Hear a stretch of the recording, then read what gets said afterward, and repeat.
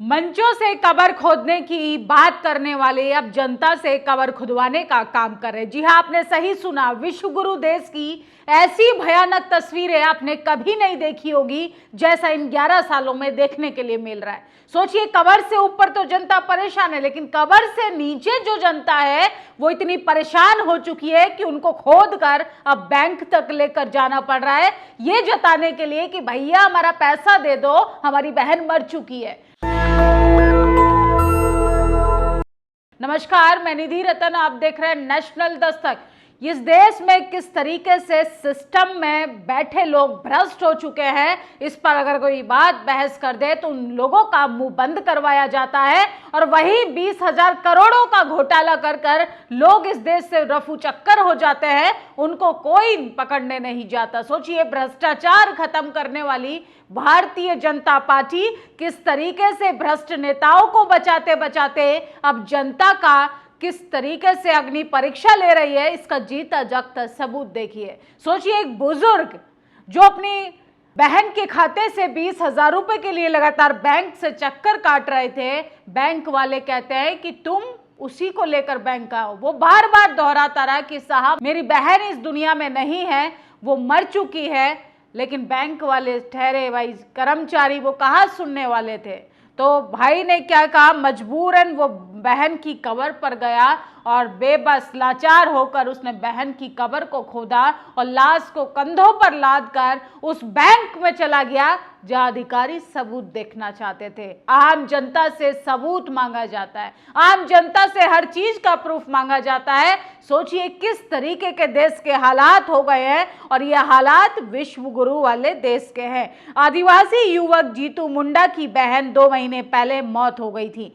बहन के खाते में 19,300 रुपए बचे थे, कोई बड़ी रकम नहीं, लेकिन उसके जैसे इंसान के लिए वही जीवन और मौत का फर्क हो सकती है। ये वह बार बार बैंक गया, हाथ जोड़कर कहा उसने मेरी महरूम बहन के खाते के पैसे की सख्त जरूरत है। उसे एक ही जवाब मिला, खाता धारक को खुद आकर साइन करना होगा। उसने सफाई दी कि बहन अब इस दुनिया में नहीं है, लेकिन उसकी बात किसी ने नहीं सुनी। कागज के काल्पनिक नियम इंसान की सच्चाई से बड़े हो गए। संवेदना हमारे समाज में गरीबी की विवशताओं पर कब तक एहसास खो चुकी है। और फिर हुआ कि एक घटना नहीं बल्कि हमारी विवशता के करारा तमाचा मारा। मजबूरी में एक दिन वह अपनी बहन के कंकाल के अवशेष लेकर बैंक जा पहुंचा, सिर्फ ये साबित करने के लिए कि वो सच में मर चुकी है। जरा सोचिए, एक भाई को अपनी बहन की हड्डियां लेकर बैंक क्यों जाना पड़ा। ये सिर्फ एक आदमी की कहानी नहीं, ये उस संवेदनहीन सिस्टम का चेहरा है जो गरीब, आदिवासी, दलितों के साथ अक्सर ऐसा ही व्यवहार करता है। जहां ताकतवर लोगों के लिए नियम मोड़ दिए जाते हैं, फाइलें दौड़ने लगती हैं, गरीब इंसान के लिए वही नियम दीवार बन जाता है। हम खुद को दुनिया की चौथी सबसे बड़ी अर्थव्यवस्था कहकर गर्व मानते हैं, लेकिन क्या इस विकास का कोई मतलब है अगर एक गरीब को अपने हक खाते से 19,000 रुपए भी पाने हो तो वो अपनी बहन की कब्र से हड्डियां उठाकर बैंक जाना पड़े।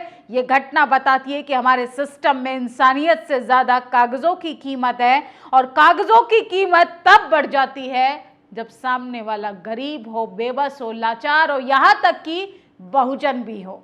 सोचिए, इस देश का किस तरीके से सिस्टम सड़ चुका है। उस सड़ते हुए सिस्टम से बदबू आने लगी है भ्रष्टाचार की।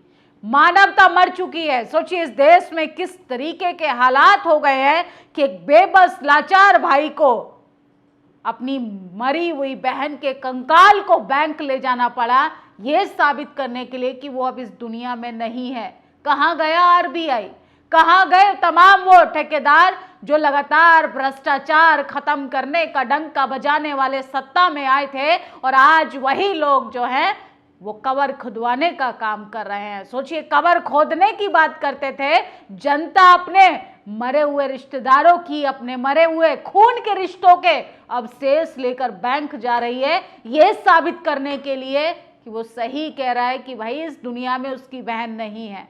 लेकिन सोचिए, कागजों की दीवार जो है वो गरीब इंसान के लिए इतनी बड़ी हो जाती है कि देश में 20,000 का करोड़ों का घोटाला कर कर तमाम लोग रफू चक्कर हो जाते हैं, उनको पुलिस प्रोटेक्शन दिया जाता है, उनको किस तरीके से इस देश में बड़े बड़े फीते कटवाए जाते हैं, लेकिन आम नागरिक के लिए, आम जनता के लिए सोचिए 19,000 रुपए की कीमत इतनी बड़ी हो गई, वो अपनी बहन के अवशेषों को उठाकर बैंक पहुंच गया। शर्म आनी चाहिए इस देश के सिस्टम पर, इस देश के जातिवादी सिस्टम पर, क्योंकि वो बिल्कुल भी इंसानियत के लिए काम नहीं कर रहा है। ये व्यक्ति अपनी बहन की कब्र खोदकर उसमें से कंकाल निकालकर बैंक ले जा रहा है। मामला उड़ीसा का है, जहां एक महिला की मृत्यु के बाद भाई बैंक से 20,000 रुपए निकालने गया, लेकिन बैंक ने उसे मृत मानने से इनकार कर दिया। इसी देश में जिंदा लोगों को मृत बना दिया जाता है, मृत लोगों को जिंदा नहीं माना जाता, जिंदा माना जाता है तो उनके अधिकारों से वंचित कर दिया जाता है, क्योंकि ये पिछले 11 सालों में आपको ये रंगीन तस्वीरें देखने के लिए मिलेंगी। सोचिए किस तरीके से लगातार सिस्टम जो है वो इतना भ्रष्ट हो चुका है कि आम नागरिक को भी अपने मरने का सबूत देना पड़ता है। अरे जिंदा तो छोड़िए, जनता को तो आपने मरने के लिए छोड़ ही दिया है, लेकिन मरने के बाद तो कम से कम कब्र में शांति से रहने दीजिए। लेकिन इस देश का जातिवादी, इस देश का भ्रष्ट सिस्टम जो है वो कंकाल से भी दुश्मनी निकाल रहा है। और सोचिए किस तरीके से जो 2 महीने पहले मर चुकी है महिला, उसको कंधों पर लटका कर बैंक लेकर जाया जा रहा है, सिर्फ इसलिए कि इस भ्रष्ट सिस्टम के मुंह पर करारा तमाचा मारा जा सके। सोचिए गरीब जनता की चप्पलें घिस जाती है। कहाँ सपने दिखाए थे कि चप्पल पहनने वाला हवाई जहाज में बैठेगा। सोचिए उनको जुमलों की लॉलीपॉप चटाकर अब कब्रें खुदवाई जा रही हैं, उनके कंकालों को बैंक मंगवाया जा रहा है, ये साबित करने के लिए कि खाता धारक को खुदा कर साइन करना पड़ेगा। सोचिए ये हालात हो गए हैं देश के। कितने अच्छे दिन और चाहिए जनता को, कितने अच्छे दिन लाने वाली सरकार किस तरीके से जनता का खून चूसने के लिए उतारू हो गई है। अगर आप जिंदा है तो आप पेट्रोल की मार से, एलपीजी की महंगाई से, बेरोजगारी से, महंगाई से, यहां तक कि तपती धूप से भी आप मरने के लिए छोड़ दिए गए हैं। लेकिन सरकार आपको मरने के बाद भी चैन से नहीं जीने देगी। इस देश सिस्टम है वो इतना भ्रष्ट हो चुका है कि अब उसमें से सड़ान की बदबू आने लगी है। सोचिए, और पाखंडवाद की अगर बात करें तो वो अपनी चरम सीमा पर है। विक्रम दीक्षित कह रहे हैं बिना दान दक्षिणा के तुम गंगा में अस्थियां विसर्जित नहीं कर सकते। पांडा महाराज की दादागिरी जो है वो सरेआम गुंडई पर उतारू हो गई है।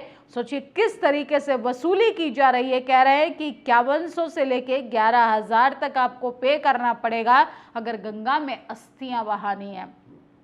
तो बाबाओं की मौज है, पाखंड के नाम पर लगातार दुकानें चलाई जा रही हैं। लेकिन सोचिए इस देश का सिस्टम कितना खोखला हो गया। लेकिन प्रधानमंत्री इस समय फुटबॉल का मजा ले रहे हैं। जनता कंधों पर मरे हुए अपने रिश्तेदारों की लाश लेकर, कंकाल को लेकर, अवशेषों को लेकर बैंक जा रही है, ये साबित करने के लिए कि मेरी बहन सचमुच मर चुकी है। उस भाई पर क्या बीती होगी।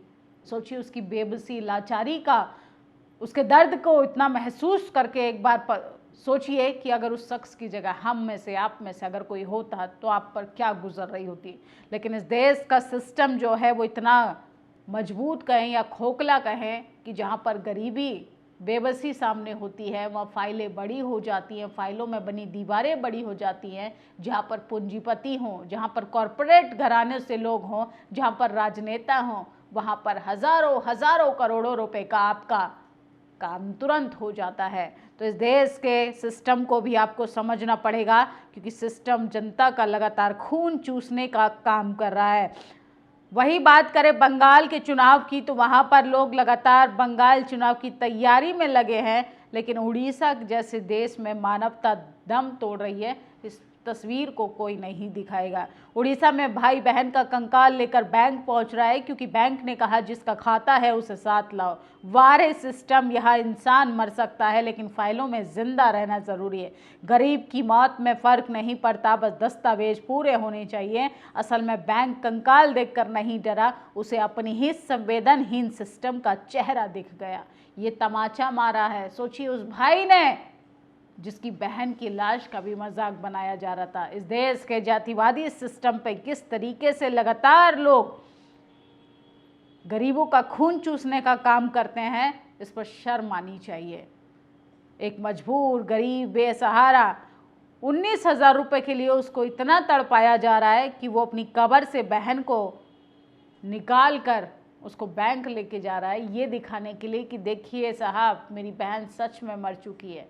उसकी ज़रूरत के पैसे किसी काम के लिए ही निकाले जा रहे हैं। लेकिन इस देश में पूरा सिस्टम जो है वो हाईजैक कर लिया गया है। अगर आप गरीब हैं, दलित हैं, पिछड़े हैं, आदिवासी हैं, शोषित हैं, वंचित हैं, मुसलमान हैं, तो ये सिस्टम आपके लिए काम नहीं करेगा। वहीं आप कॉरपोरेट घरानों से आते हैं, मोटा मोटा चंदा देते हैं, पार्टियों को फंड देते हैं, तो बैंक वाले खुद घर आएंगे और आपका काम पूरा कर देंगे। यही अंतर है कि 20,000 रुपये के लिए कब्र से बहन की लाश को खोदकर बैंक पहुंचाना और 20,000 करोड़ भी लेकर लोग यहाँ से आसानी से रफू चक्कर हो जाते हैं। फिलहाल इस खबर पर अपनी प्रतिक्रिया जरूर दीजिए। शुक्रिया। नेशनल दस्तक की आपसे गुजारिश है कि अगर इसको बचाना चाहते हैं तो नेशनल दस्तक को सब्सक्राइब करने के लिए रेड कलर के सब्सक्राइब बटन को दबाएं, फिर बेल आइकन की घंटी दबाएं। नेशनल दस्तक को बचाने के लिए बहुत जरूरी है कि हर खबर को शेयर करें, लाइक करें, कमेंट जरूर करें।